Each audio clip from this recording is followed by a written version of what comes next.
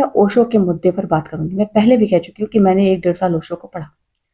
फिर 1 डेढ़ साल पढ़ने के बाद मुझे जो उनकी बातें ठीक लगी, जैसे शादी विवाह पर, बच्चों पर, सेक्स वगैरह पर उनके विचार खुले हुए थे, समय से आगे थे। तमाम लोग, मुझे लगता है इन्होंने ओशो को पढ़ा नहीं होगा। मैंने ओशो की बहुत किताबें पढ़ी हैं और ऐसे बहुत लोगों को मैं जानती हूँ जिन्होंने मुझसे भी ज़्यादा पढ़ी है और मुझसे भी बहुत पहले से पढ़ रहे हैं। आप ओशो को पढ़ेंगे तो आपको पता चलेगा कि ओशो एक बहुत ही क्लेवरेस्ट स्पीकर थे, बड़े ही कुशल वक्ता थे वो। ओशो हमेशा ही बहुत इस मामले पर स्पष्ट रहे कि उनके यहाँ सिर्फ अमीर लोगों के लिए जगह है और गरीब और गरीबी से वो दूर रहते हैं। और उन्होंने एंजॉय भी किया, ठीक है, ये उनका भाग्य है। और इस एक मामले में वो पहले दिन से हमेशा लास्ट तक एकदम कंसिस्टेंट और ऑनेस्ट रहे, उन्होंने एंजॉय किया।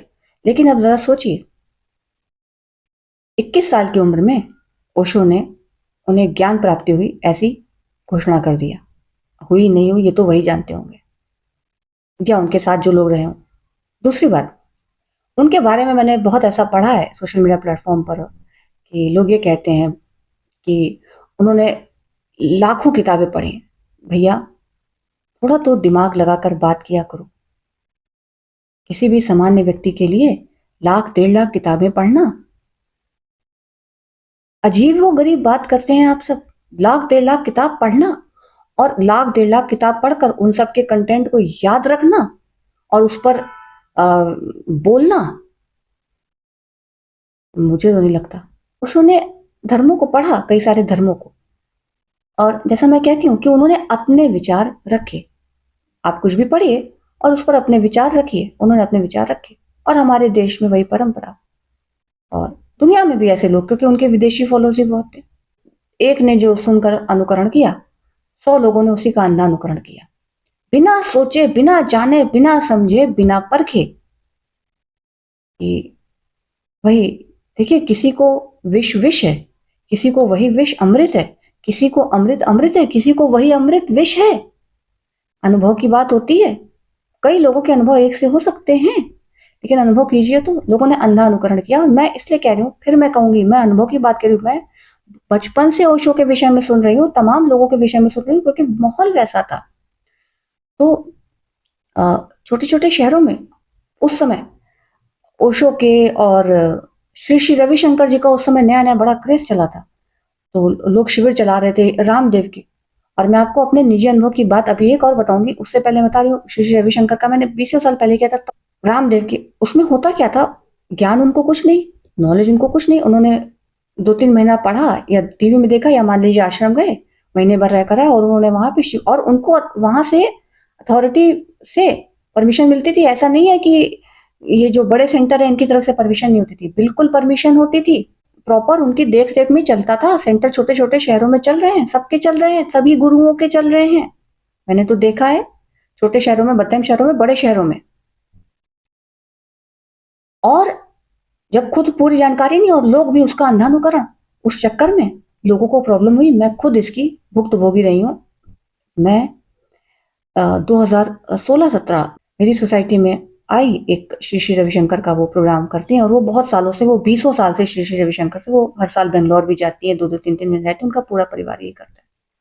मेरे यहाँ आई, उन्होंने कहा हफ्ते 10 दिन का शिविर है, मेरी सोसाइटी के क्लब हाउस में था। ये 2016 की मैं आपको बात बता रही हूँ। और मैं गई और 2-3 दिन बीतते बीतते मेरी तबीयत बिगड़ने लगी। वो जो भी चीजें कराते थे, नॉर्मल योगा, प्राणायाम, जो कुछ भी, 1 घंटे पता नहीं क्या क्या बहुत कुछ कराते थे। और वो बिंदास होकर नाचो, जो कुछ ओशो के आश्रम में भी पहले से होता रहा है, जिसकी नकल तमाम लोग भारत में करते हैं। 2-3 दिन बीते बीते मेरी तबीयत बहुत खराब होने लगी और मुझे बहुत गुस्सा आने लगा। तो वैसे भी मेरी तबीयत ठीक नहीं थी और मुझे लगा, क्योंकि डॉक्टर्स ये कह रहे थे कि रिपोर्ट सारी नॉर्मल है, कुछ भी आपको बीमारी नहीं है, आप बिल्कुल नॉर्मल है। तो जो जनरल इश्यूज होते हैं, नॉर्मल इश्यूज औरतों के साथ, खासकर प्रेगनेंसी के बाद, और अगर ठीक से केयर नहीं हुई, औरतों के साथ बहुत कॉमन है, खासकर पोस्ट डिलीवरी। और वहां मैं गई और मेरी तबीयत बहुत बिगड़ गई 2-3 दिन में, और मुझे इतना गुस्सा आने लगा। और मैंने जब उनको बोला कैसे लोग मैनिपुलेट करते हैं, उन्होंने मुझे कहा क्या कि जब मैं पहले दिन आपसे मिली थी, मैं तभी समझ गई थी कि आप बहुत आगे के लेवल पर हैं और आपको ये तो बहुत सामान्य लेवल है, आप इस लेवल की नहीं हैं, आप तो पहले से ही बहुत रेडी हैं, बहुत मैच्योर हैं और आपकी एनर्जी जो है सिर्फ रविशंकर जी के आश्रम बेंगलोर में ही मैनेज हो सकती है, आपको वहीं जाना पड़ेगा सीधे और मैं आपका सारा इंतजाम कर दूंगी और आप चली जाइए सब परिवार। मैंने कहा देखिए ऐसा है, मेरे पतिदेव तो इन चीज़ों में विश्वास ही नहीं करते, वो अपनी रेगुलर पूजा पाठ करते हैं, वो इन सब चीज़ों में वो बिल्कुल भरोसा नहीं करते।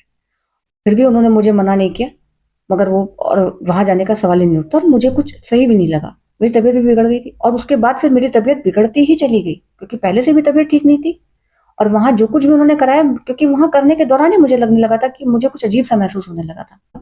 वो कहाँ गई मुझे नहीं पता, इस तरह का मैंने बहुत देखा है और ये गलत नहीं है। ऐसे तमाम लोग जाते हैं इनके आश्रमों में और फिर ये आकर छोटे छोटे शहरों में अपने सेंटर खोलते हैं। इसी तरह तो इनकी ब्रांचेस बढ़ती है, शहर शहर शहर शहर शहर, ओशो के भी हैं, शहर शहर शहर, सारे देश में, सारी दुनिया में है। और वही नीम हकीम खतरे की जान। फिर मेरी तबीयत देखिए बहुत बिगड़ती गई। फिर मैं बता ही चुकी हूँ कि मैं बहुत सीवियर ओसीडी पेशेंट हो गई। इसीलिए ज्यादातर ऐसी जगहों पर जाने वालों को मैंने देखा है, चाहे ब्रह्म कुमारी, चाहे कोई चाहे कोई चाहे कोई, बड़े फ्रस्ट्रेटेड हैं भाई। आप उनको थोड़ा सा खुरचिए, ज्यादा खतरनाक है वो, सामान्य सांसारिक लोगों से कहीं अधिक खतरनाक है ये। और इस तरह के बहुत हैं, मैंने बहुत लोगों को देखा। और अब सोशल मीडिया के दौर में तो बाढ़ आ गई है। सोशल ओशो महाराज, मैंने खुद उनको पढ़ा है। उन्होंने क्या किया, उन्होंने जो धर्म थे उन्हीं को पढ़ा। अब हर कोई पढ़ भी नहीं सकता और हर कोई पढ़ना भी नहीं चाहता। लोगों को परसी परसी थाली अच्छी लगती है। अनुभव से जो देखा सुना है उसकी बात आपको बता रही हूँ। ओशो के आश्रम में क्या होता रहा है सबको पता है, कोई ऐसी बात छुपी नहीं है, उसमें ओशो का दोष नहीं है। तो जो दमित काम वासनाएं लेकर आते थे, किसी भी तरह की दमित इच्छा, ओशो के आश्रम में खुली छूट थी, वो सब कुछ वहां पे करते थे। और भी तमाम मुद्दे उनके आश्रम से उठ चुके हैं, मुझे बताने की जरूरत नहीं है। इसके कोई साक्ष्य मेरे पास नहीं है, मैंने तो कोई इस पर व्यक्तिगत जांच की नहीं है, तो मुझे मालूम नहीं है। सुनी सुनाई बातें हैं, मैं बचपन से देख रही हूँ। ओशो इधर उधर जाते थे, तमाम तरह के गुरुओं को, देवरा बाबा का ही हमारे यहाँ घर में मानने वाले बहुत लोग थे, तो बहुत लोग थे, तो ओशो को भी थे। और क्योंकि ओशो सेक्स पर बहुत बोलते थे, तो विदेशी तो और आए, और सबको पता है विदेशी लोग, आप पढ़ेंगे तो आपको पता चलेगा। ये सही बात है, उनके आश्रम में इतना अनहाइजीनिक हो चुका था, लोग बीमार पड़ने लगे थे। और विदेशी लोग तो वैसे ही सेक्स को लेकर बहुत खुले होते हैं, और ओशो के आश्रम में इन सब बातों की खुली छूट थी। ओशो ने कुछ नहीं किया, ओशो ने सिर्फ आपके अंदर के जानवर को खुली छूट प्रदान कर दी। लोगों ने वही किया जो उन्हें करना था। फिर मेरा समाज से वही प्रश्न है, ओशो को लोग, ठीक है, ओशो का अपना अनुभव था, मैं नहीं जानती उनका क्या अनुभव था, वो तो वही जानते होंगे जो शरीर था ओशो नाम का। लेकिन थोड़ा सा मुझे अजीब लगता है कि संभोग से समाधि तक, संभोग किए बगैर कैसे कोई व्यक्ति संभोग से समाधि तक पहुंचा सकता है। मैंने भी उनकी ये बुक पढ़ी है, बहुत अच्छी लगी। लेकिन जो बात मैंने कहा ना कि मुझे बहुत चीजें खटकने भी लगी थी, जैसे ओशो जब थे, ओशो अपने समकालीन तमाम लोगों की आलोचना करते थे और किसी भी तरह के मंत्र जपना और माला, कंठी माला पहनने का बड़ा विरोध करते थे। और बाद में फिर उन्होंने खुद अपनी फोटो लगी माला लोगों को बांटनी शुरू कर दी, पहनानी शुरू कर दी, शक्तिपात करने लगे, कुंडलिनी जागरण करने लगे। कोई भी जागा हुआ व्यक्ति, कोई भी विवेकान व्यक्ति गलत रहा तो किसी को नहीं बताएगा। और यहाँ पर प्लीज आप इंटरटेनमेंट इंडस्ट्री के लोगों को देखिए, इंटरटेनमेंट इंडस्ट्री के लोग जो हैं उनका जो काम है वो कर रहे हैं, बॉलीवुड से लेकर और दुनिया के सभी इंटरटेनमेंट इंडस्ट्री के लोगों का काम है लोगों को एंटरटेन करना। लोग मुझे इसके लिए बहुत टारगेट करते हैं, भाई उनका काम है एंटरटेन करना, वो अपना काम कर रहे हैं, वो एंटरटेन कर रहे हैं, वो बिल्कुल अलग है। मैं धर्म और अध्यात्म पे जो जुड़े हैं, और दिमाग लगाइए, फिर मैं वही बात करूंगी आगे ना, मैं वही शंकराचार्य वाली बात करूंगी कि मैंने जो कहानी शंकराचार्य की सुनाई थी कि दो ही बात है, ये तो मंडन मिश्र की पत्नी से हारना पुरुष अहंकार को स्वीकार नहीं था, इसीलिए ये कहानी रच दी गई कि उन्होंने परकाया प्रवेश किया। और यदि उन्होंने वास्तव में परकाया प्रवेश किया तो फिर ओशो और इस परंपरा के लोगों का खंडन हो जाता है कि बिना संभोग के वो कैसे संभोग से समाधि तक के ऊपर ज्ञान दे सकते हैं। अब ये जनता को तय करना होगा, इसीलिए मैं कहती हूँ तार्किक बनिए, विवेकवान बनिए। बहुत सोचने वाली बात है इस पर।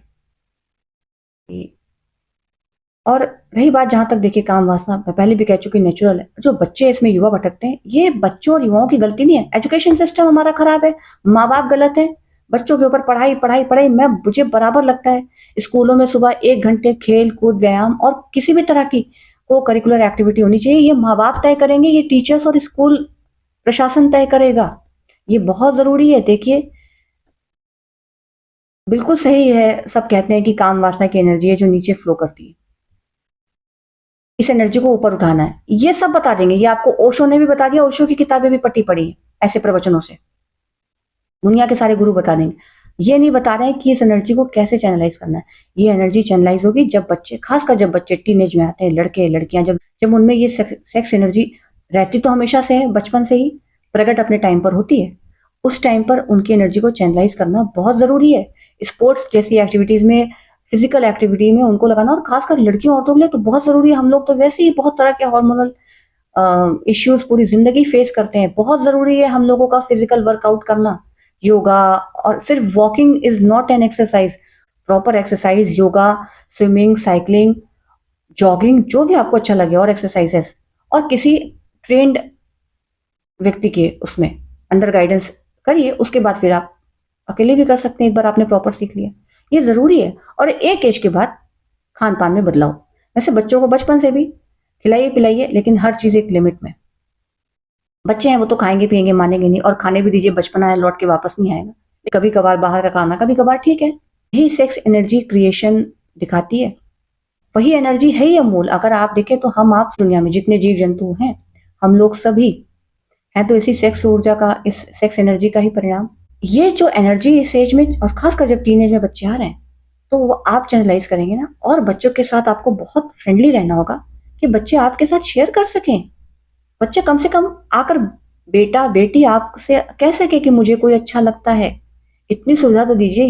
ये नहीं कि बच्चे ने कह दिया कि मुझे कोई अच्छा लगता है, तो पहले आपने बात निकलवा ली, और फिर जैसा मैंने कहा कि फिर आप उसको, बच्चे को टॉर्चर करते हैं। ऐसे बच्चे, फिर बच्चा छुप के करेगा।